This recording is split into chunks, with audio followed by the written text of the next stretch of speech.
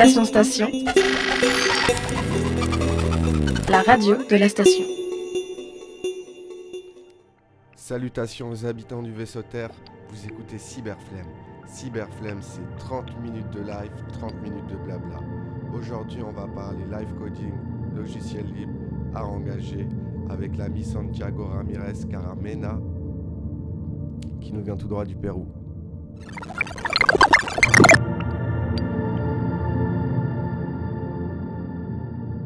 Hi Santiago, you're from Peru and you're a live coder. Can you introduce yourself a bit, please?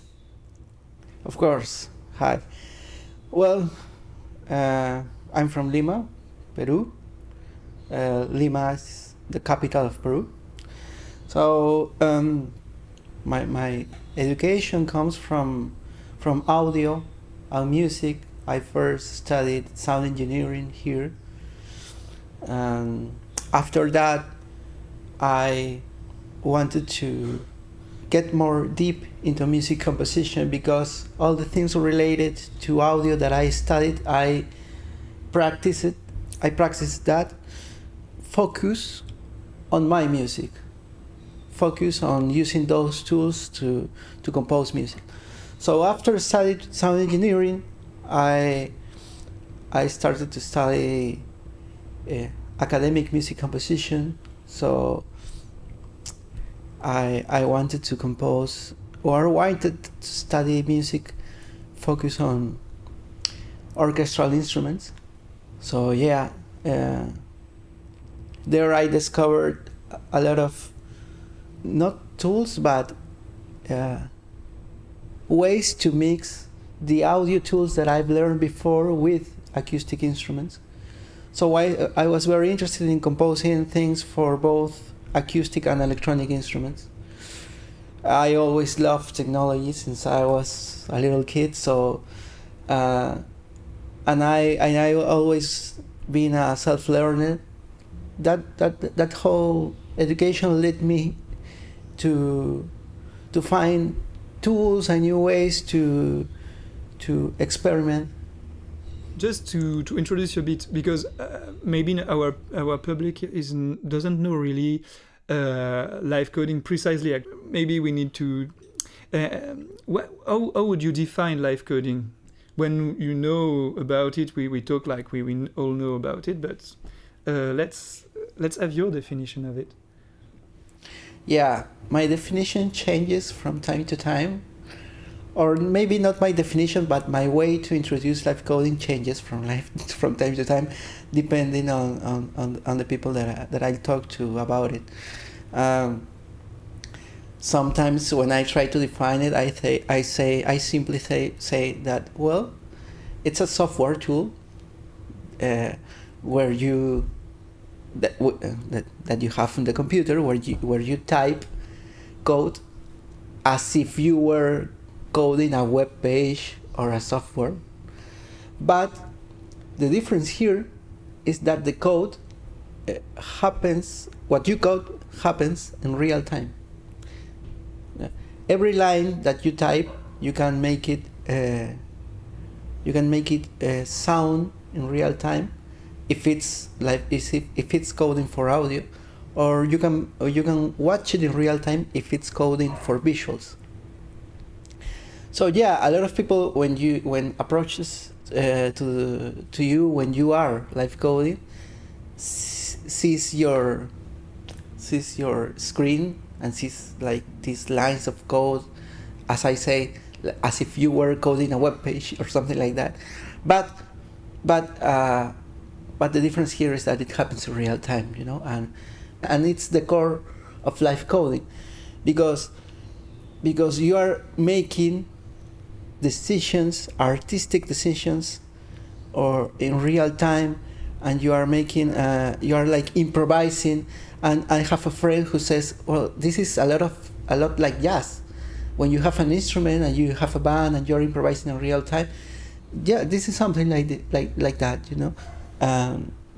So I love both the aspects of technology and improvisation and sound and yeah, it's really I feel the same about kind of like you feel your computer as really an instrument and not just a tool to help music. Like it's like a new piano, but it's about logical composition of things. Yeah. Live coding, is also about showing what you're doing, and maybe the public doesn't really understand all the details, but actually the events on the screen are connected to what you hear or what you see, and it's strange, and keep attention focused. Right. You've been playing music for some time, and then you wanted to study more the classical composition. And how did you heard about new tools? You anticipated some of the question I have. Did you knew how to code before? Well, the path to live coding has been like a really long path, because of course I studied the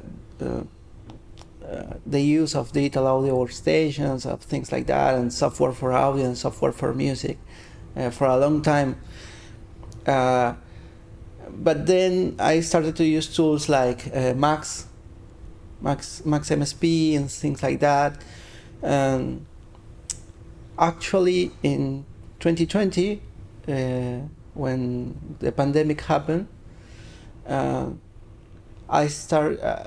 It was a time where I left my old job and started to work on this cultural initiative called Mutar here that I funded, and well, it was something that was built to connect people and do workshops and things like that, but then COVID happened. So that led me to find new ways to make those things that I planned, and I started to get deep into things like virtual spaces, virtual environments, and then was when I met people that was working in live coding. So me, as a composer, as a musician, as a technology lover, when I saw that, I was really impressed, and I really wanted to get into that, and I started learning a lot about it, and it's actually interesting for me that live coding has been the language that I use a lot more than the other languages, other musical languages that I learned before. Yeah, that's not that complicated. Yeah, we have to insist on that because people would probably think it's complicated, but actually. How is the live coding community in Peru? Do you have some friends around you live coding with you? Yes, the live coding community in Peru has been active, or has been more active since the pandemic, since 2020. But live coding itself was like introduced here in Peru in around 2017. By Alexandra Cárdenas, who is a live coder from Colombia. She was invited here to do a workshop, and some people learned there in that workshop in 2017. But there was no like a movement about it. The community didn't work a lot on it, so there was like a silence between 2017 and 2020.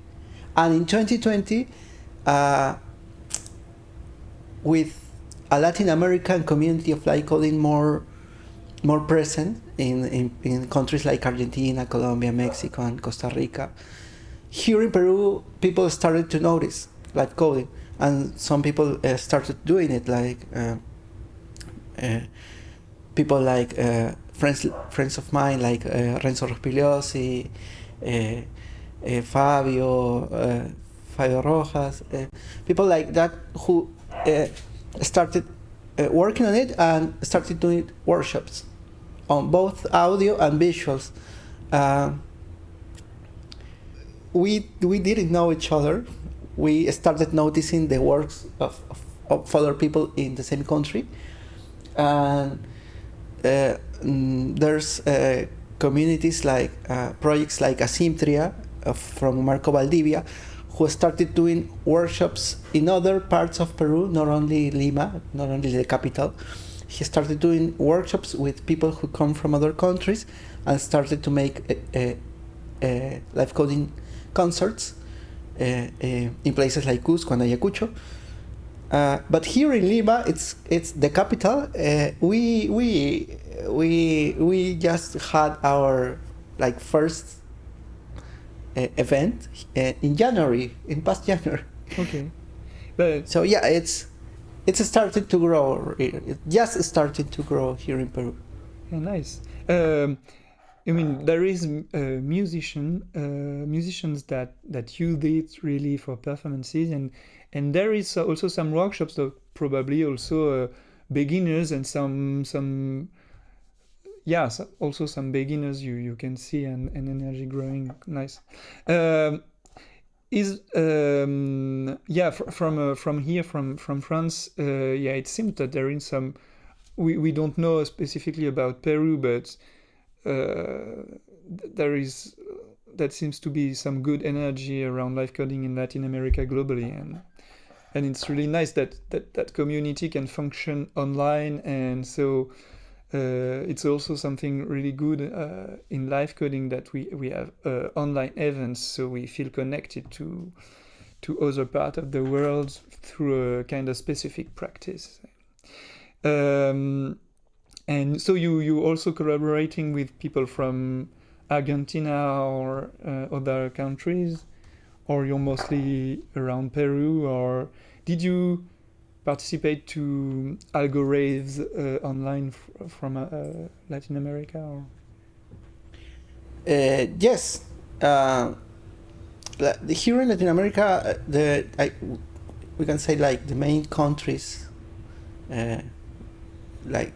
where there are more people practicing live coding and things around it are Argentina and Mexico. Colombia is also an important country in live coding. Costa Rica,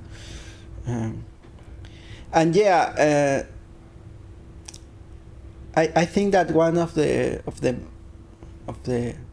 best things about live coding is its community.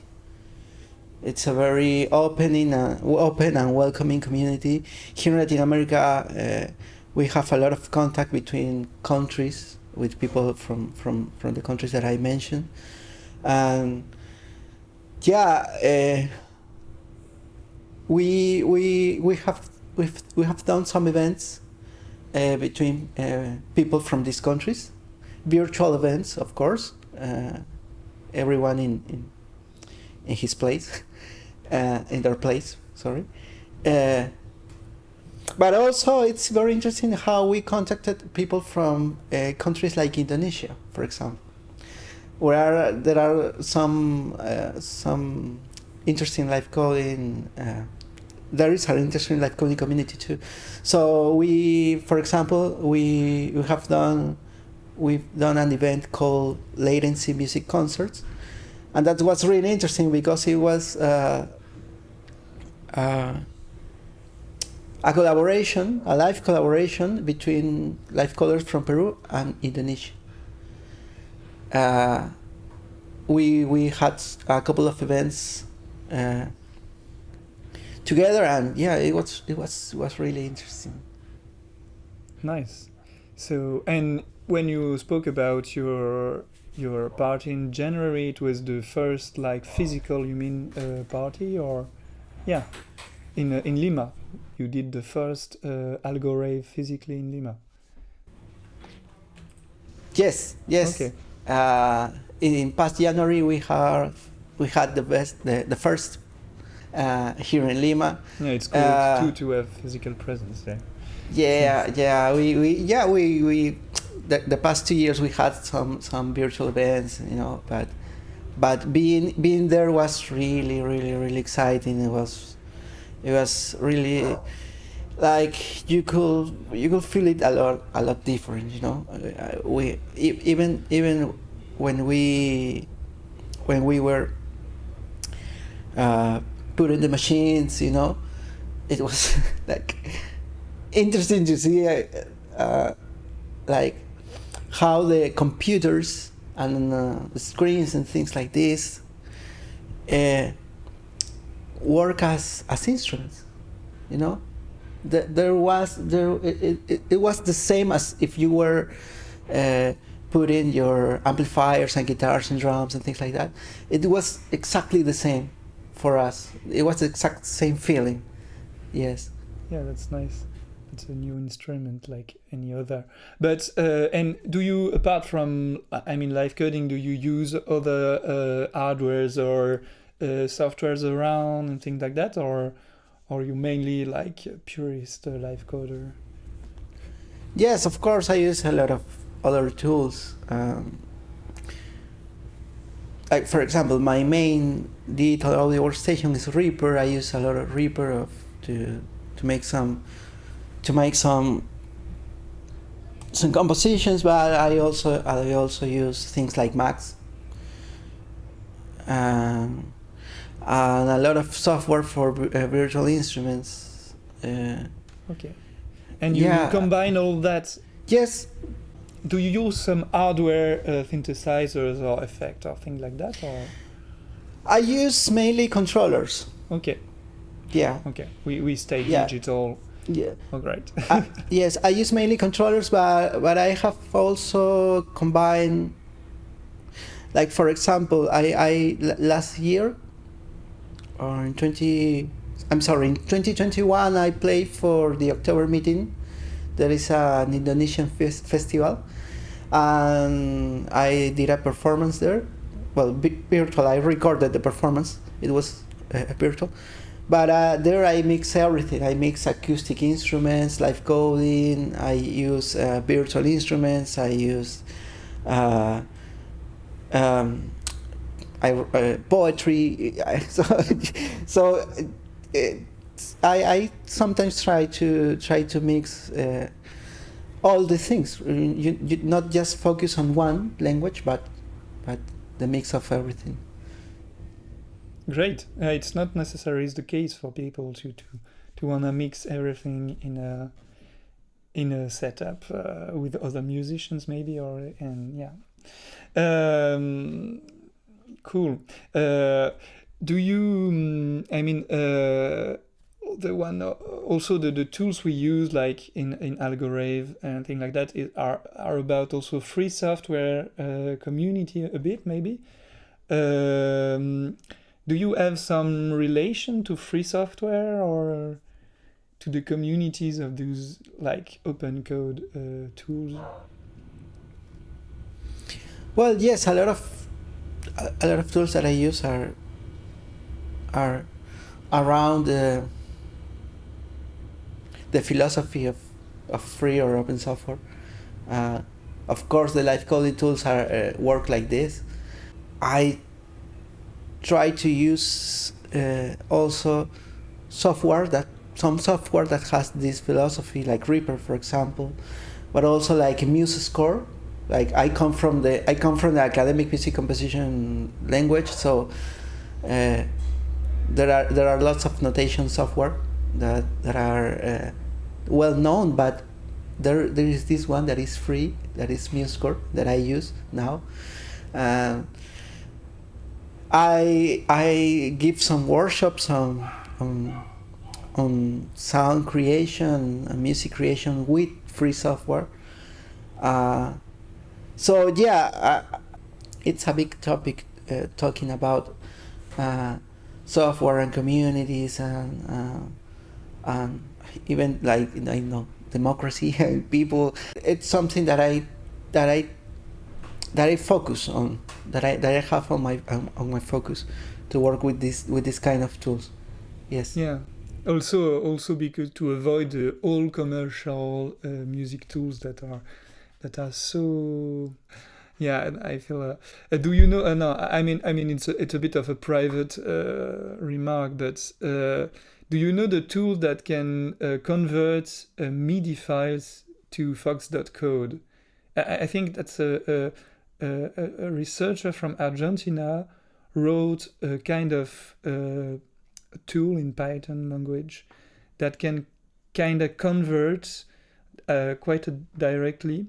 It has really limitations, but it's nice, and you can convert your scores from MuseScore community, for example, to some Fox.code. And Yeah, I was a live coder from Argentina. I think it was Matias.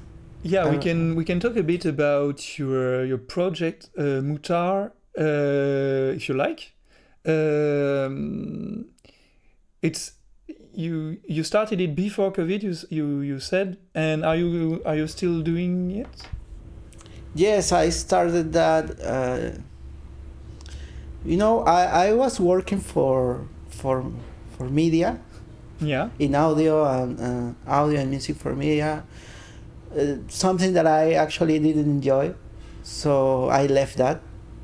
I left that job, and started to work on something that was mine, So I started to design my own work, like I could say that, and so I started Mutar as an initiative to give workshops at first. But also there I started to do things like study groups, like online study groups or physical study groups. Or? Of course it had to be online because of COVID. Because I started Mutar just a couple months before COVID, so I have to do. After that, I have to do all things virtually. It has evolved. Actually, it's interesting that Mutar comes from music, technology, and art. So you take some letters from those words and. I wanted to ask specifically. Okay, Mutar, yes. Music, technology, and art. Yes, okay. But also the word mutar in Spanish it means to mutate, to evolve. Yeah, nice. So the project itself has evolved a lot because. With the people I started meeting during 2020, 2021, we started doing like virtual events and workshops with them, and contact people and communities from other countries. So I sometimes don't know how well to define Mutar, but I can say that it's an initiative to form dialogue spaces, that can be workshops or can be study groups or can be events or things like that, all around music, technologies, and other digital arts, but also society, because one of the things that I myself focus a lot, it's on the society aspects of art, and how it is involved. And so we I think we came to know you with your video about repression in Peru recently. Can you tell us a bit about that project with the video for some repression and live coding, and did you want to do with that and to tell us and show?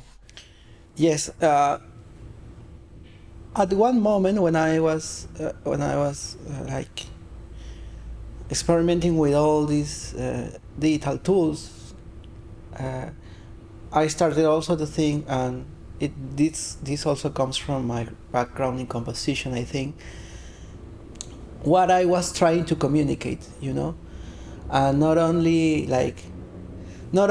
using a digital tool to say, okay, this is the tool and this is what the tool does, but also what was my message as an artist or as a composer, what I wanted to do with these tools and what I wanted to communicate, or how these tools can help me communicate what I want.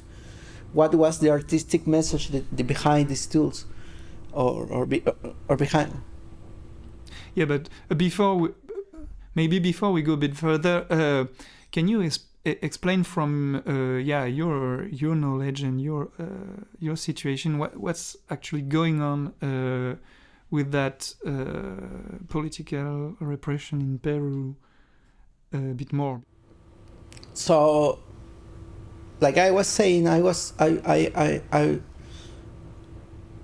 came to always like trying to in my performances to communicate something, and when in December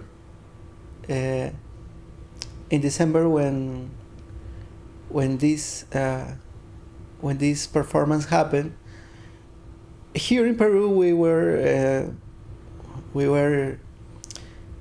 in a very difficult situation. We still are in a very difficult situation because of the repression from the government and the police.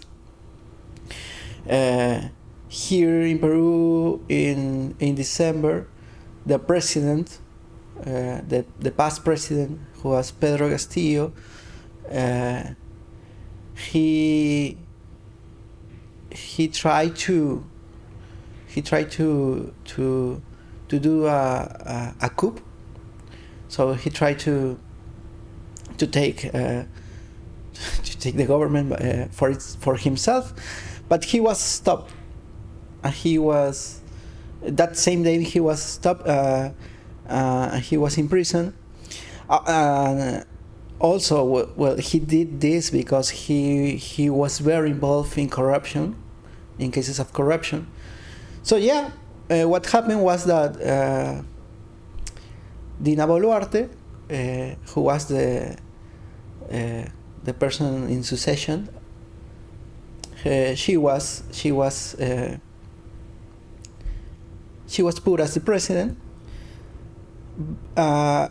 but she started in a very wrong way, because what people expected was to have new elections very soon and to have a new president and a new Congress, because also the Congress has been very involved in various cases of corruption and maluse and bad use of their power. So what people was expecting was to have elections very soon, but that didn't happen. The elections were planned for 2024. So people started protesting against that. There was a lot of protesting.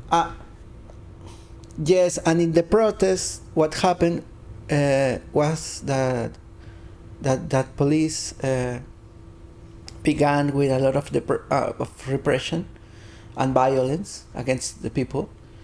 So that was when the things really started going wrong, because a lot of people got killed by the police in different parts of the country, and the Peruvian people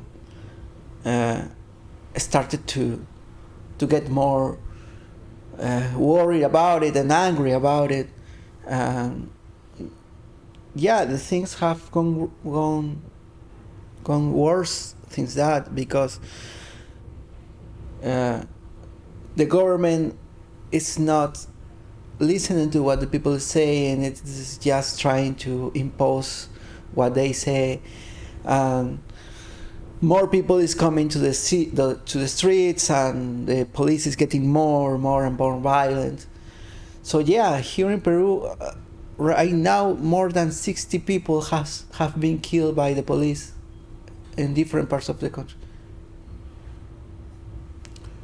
It's all around the country.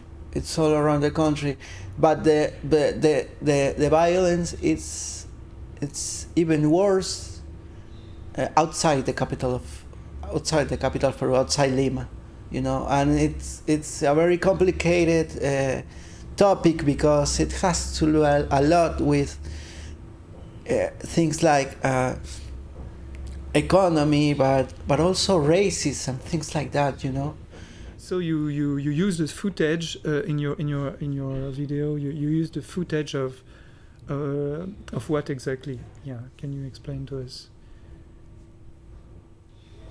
Yes. Well, when that performance happened, the things was when the things started getting really bad. So I, as myself and as a Peruvian, I know, as a human being, I was really like devastated. I still are devastated because of things that are happening, and yeah, and myself, and I say, well, I'm going to use this performance for communicate this and tell other people in the world and other life coders and yeah, what is happening here? What is happening here? That to get noticed, you know.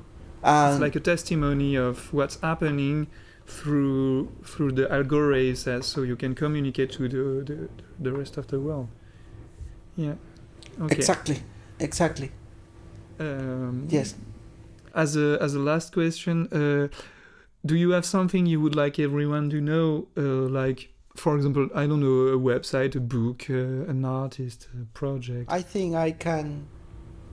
What I can say is that I would like to invite people to explore art in all its forms, not only life coding, but in all its forms, because I think that's necessary for us, for human beings. I think that any way you have to communicate your ideas, your feelings, and to communicate with other people, and to get out of you what you have inside, and what you have in your mind, and what you have in your heart, is through art. So if you can write, if you can paint, if you can sing, if you can dance, if you can play an instrument, if you can work with something digital, if you can sing with something analog, whatever you have around you, use it. All right. And enjoy yeah, it. that's Yeah. and create. Yeah, that's my message. Okay, Yes. Nice. Okay. Yeah, we've got some good feeling about all that, your work and all this. So bye Santiago. Station. La radio de la station.